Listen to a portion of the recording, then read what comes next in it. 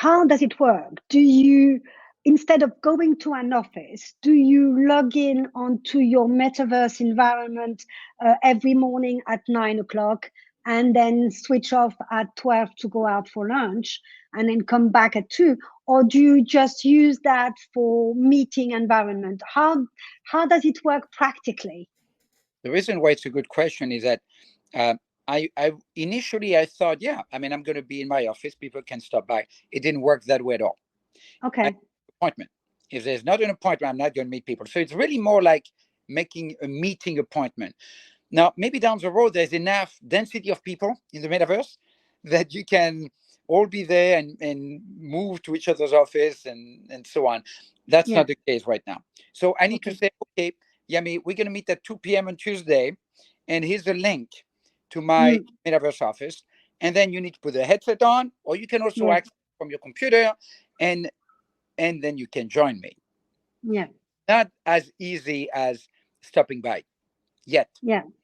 Yes, lovely, exactly. lovely. What do you think your employees telling about their experiences? Because again, I'm all for it. What you're saying is fabulous, right? I just want to make sure people comfortable because it is a transformation, right? It is a big transformation. Mm-hmm. So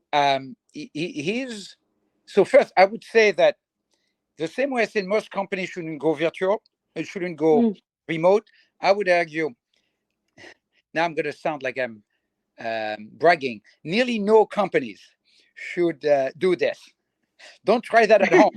It's very hard. And to do it, you need to be a smallish company. We're 150. You need to be completely remote already. Completely. You need to have a leader who's a little bit wild.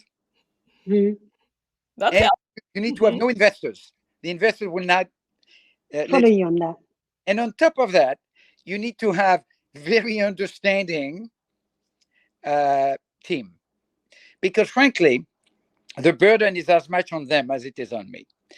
The reason is that to meet with me, they say, well, can we have a call? No, you have to come. You have to put your headset on. You have to make an appointment, or you can do impromptu, but it takes steps. You have to put your headset. The battery needs to be on. You need to log in. Is your password? Is your battery on? A lot of steps. And then you get the headset on. It's heavy. Now I've got a deluxe one with balancing battery on the back. So in other words, it's still very hard. Most companies can do it for a few meetings for fun, but they will not do what we do. It's too hard. Also, it's less hard if you join in from your computer. But then I would argue it's not as good at all as Zoom. Because if you're on your computer, you're not immersed into the same place. It's like a bunch of cartoon characters talking. You're not in. You're not in. So in order to be worth it, people need to put the headset on, not to do the easier approach, which is just open a browser. So for me, the metaverse is worth it for my use case. When you put the headset on, and when you put the headset on, it's not easy. It's a big effort. It's a little bit like going to work, not quite as much as driving across town, but it takes a big effort. So I think it would take a long time before many companies do what we do.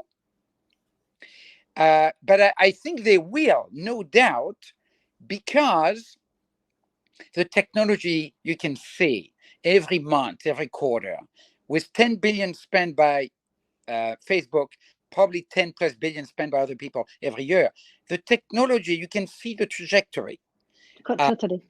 It's going to be amazing. In a few years, when you look at my avatar, you will not be able to see if it's a real person or not. It will be an absolute deep fake. Right now, I look like either a cartoon character or a zombie that you wouldn't want to be close to. You're in the Valley of Uncanny, or you're in cartoon world. That was my next question, exactly, Bruno. So which technologies you looking to see evolving, okay, to make the whole thing less expensive, a little bit easier, and a little bit more attractive? So which ones are the crucial? Is it AI agents? Is it our overall connectivity? Is it these VR sets that will have to get lighter and better and probably less expensive? So it's still very buggy, surprisingly, for a company that are spending so much money. I'm thinking about Zuckerberg in particular. The audio breaks. All of a sudden, I cannot hear someone or cannot hear myself. I start levitating from my chair. Everyone gets freaked out. I freeze. I turn gray. A lot of bugs. And because I look like a cartoon, if I interview someone, because I interview someone sometimes in the metaverse, they are Zoom and I'm in the metaverse. I interview them, and I have one person in particular who I didn't give the job, and she went on Glassdoor and sent me a little note saying, "I just got interviewed by a cartoon character, and I didn't get the job." She was not happy. It was not. She did not like the fact that she was showing herself in Zoom, and I would show myself as a cartoon character. And I understand that. So one of the technology, to your point, that is going to come is that these avatars at some point and very soon are going to be photorealistic. It's going to be me, okay, with more hair, with less wrinkles, with a little bit of lipstick, etc. And it's going to be me. So that type of deep faking technology is going to be weird, because I can also look completely like Tom Cruise, completely. And so I see you perfectly right now, Bruno. It's Tom Cruise. I don't need yes, metaverse for that. Yeah, got it. Yeah. So my question to you, Bruno, is you just said that you're going to be celebrating your first year in the metaverse environment on August 15th. Are you going to renew that for another year then? Thank you for the question. I've been thinking about it recently. Yeah. A Sorbonne psychologist, old professor of mine, is following me from a mental health standpoint. He was considering writing an article. And initially, what bothered him is that my avatar did not have legs. And he worried about body integrity consideration. Now we have legs, but the legs are weird a little bit. And the one of the toughest things for me is that with virtual reality, you can easily have two of you, sometimes three, in the same room. One from the headset, one from the phone, one from the computer. And that is not good for your psyche. You're not supposed to see three of you. Yes. Right. So having said all of that, I think that I'm good mental health wise. Therefore, I'm going to continue. Good. The only question is how much pressure I put on my very patient and friendly team to continue that exercise with me. Meaning, when they want to say, "Hey, Bruno, have you received that email?" I'll say, "No, I'm in the metaverse. I don't read emails.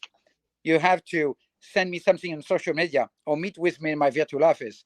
And when they want to do a quick Zoom, I say, "Well, I don't do Zoom either. You have to put the headset on, or at least access from your computer the metaverse." And I have not decided how much pressure I want to put on my wonderful team to continue to that level. I feel that if I'm not completely in the metaverse, it's going to dilute and we're going to lose that edge. So right now, my approach would be to say I continue same conditions: no email, no Zoom, no meeting in person, no phone calls. If we want to meet, we meet in the metaverse.